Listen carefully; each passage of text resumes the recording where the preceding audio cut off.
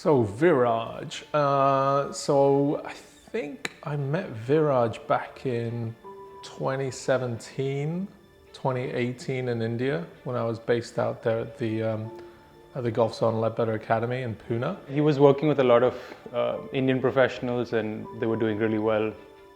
I was working with my coach at the time and I was very happy, but the moment I felt like I wanted to change, I reached out to him around COVID and 2020, 2021 and reached out to him and we've been working ever since.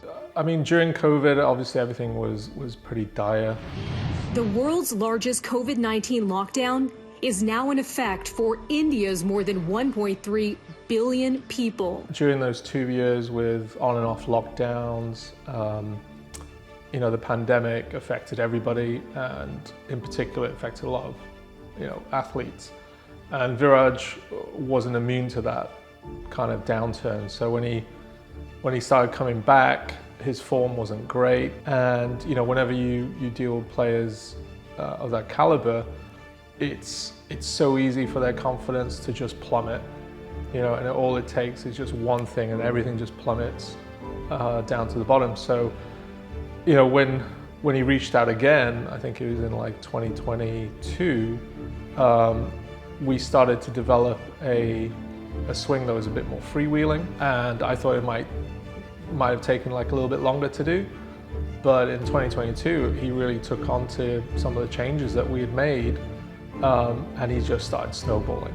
He got his first win after, I think after almost like a 3 or 4 year hiatus, and that was in India. And then from then on, he started really posting some really good finishes on Asian Tour. And it was when we met up actually in person again in England during one of the international series at the time that he played great that whole week up in the north of England for the international series. And he got an invite and qualified for Live. The event that I played, I can say that, it looked like the people were having a good time. There was music all around. Things that we as golfers are not used to because it's supposed to be very quiet. So that was definitely a different experience, and obviously teeing it up with the best players. Anytime you're playing an event with guys who won majors and former world number ones, it's a great experience. So I would say if I'd get an opportunity again, I would go, of course.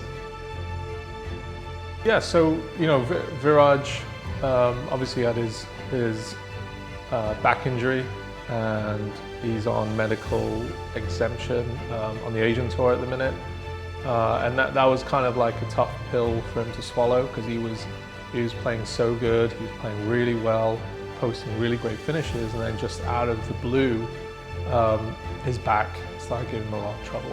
I've been thinking that the injury, I've thought about it a lot. I've seen my golf swing in the past. I think a little bit of it was to do with how I was swinging the club earlier for about a 4 or 5 year span. There was a lot of load on the lower back. It would get tight. I wouldn't give it much thought because I was 20, 21. I said I'm too young to really get back injuries or any issues pertaining the back. So it just pretty much brushed it off. And I'm someone who works hard. I come from a family people who are obsessed with work. So it's kind of in my personality to put in 10, 12 hours a day. And looking back, it wasn't the best thing in terms of the load I was putting on the back. And over a period of time, it just had to give, and unfortunately gave way end of 2023. Almost as quickly as how he found form, it was just as quick for him to be completely out of golf. And those days I remember kind of in 2023 where he thought he was done with golf. So end of last year, I started feeling better. I met someone in California